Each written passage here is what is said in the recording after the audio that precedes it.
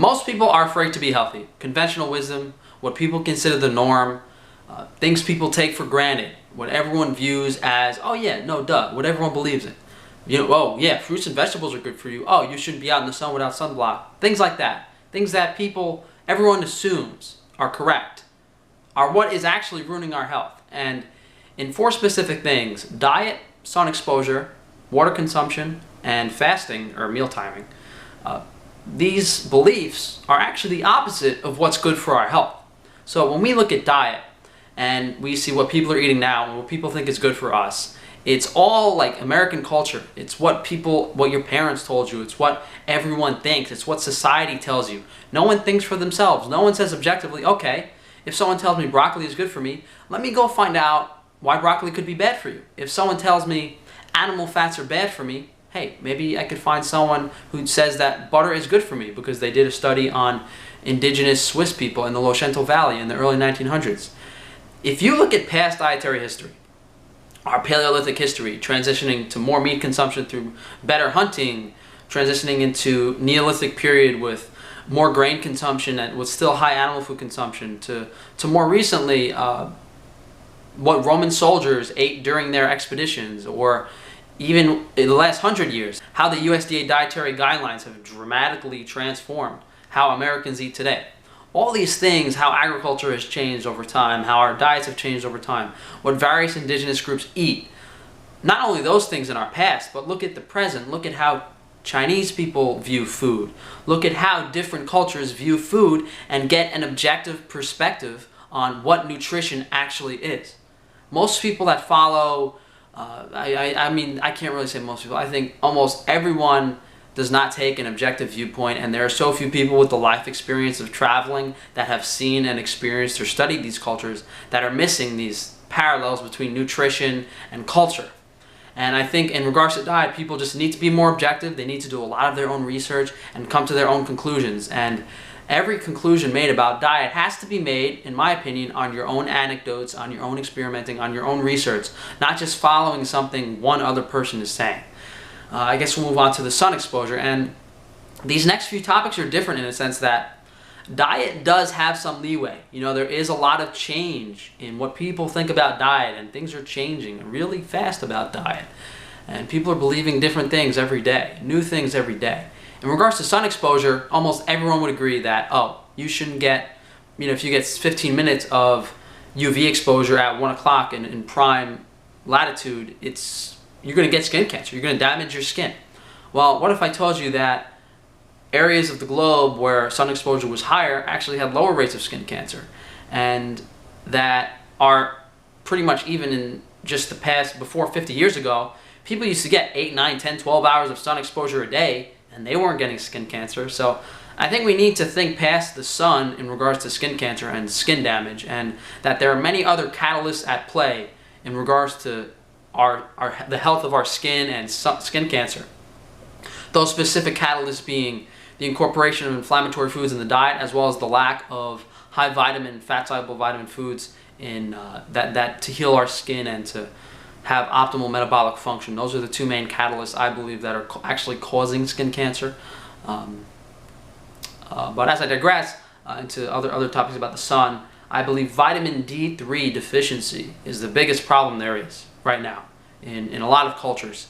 And if you look at studies done on babies born in June and July, or the spring, summer, versus babies born in the winter, there's drastic levels of IQ difference, height difference, what weight they were born at. And the importance of vitamin D has really come to light lately in a lot of smaller nutritional communities, in where most people believe you're supposed to take a few thousand IU a day. And it's interesting that I think that this vitamin D3 information, the importance of vitamin D3 as a hormone in the body, is going to come to light before everything else. I think it's the next big thing, or at least it has been the next big thing that's kind of swooped in under the radar, but it's so important. It's never really, it's like becoming accepted, but like the importance of it hasn't really been understood yet. I guess the next thing would be, I mean, as with diet, you want to always do your own research, look into, you know, there's forums on everything, guys. There's forums on all different types of diets. There's forums on getting sun exposure and things like that. and I'll do more videos on these topics in the future. In regards to water consumption, everyone thinks, oh, you got to drink, bodybuilders drink a gallon of water a day. You know, those idiots walking around with a plastic jug, gallon of water. I used to be one of those. 8 cups of water a day. And first of all, people don't know what parts per million is. If you drank New York City tap water, that's 8 cups of New York City tap water probably has the equivalent parts per million of like 1 cup of well water. So electrolyte balance, mineral content of water, kidney function, past medical history, modern problems. Maybe you're like me and you put on 20 pounds of extra muscle and you need more electrolytes in your body. There are so many factors that go into water consumption that people don't understand. And I guess the one note I want to really summarize on water consumption is our indigenous ancestors that were in perfect physical health rarely consumed water. Most of their water was obtained from foods, and very, very occasionally from actual sources of water. You know, they got a lot of their nutrition from whether it was raw meat or blood or fruits. They didn't actually require large amounts of water because of their body composition, because of their lifestyles, their optimal organ function, all of those things. You know, you could look at certain hunters in Africa. You know, they would go days with very low water consumption, and then they'd go on a 5-hour hunt.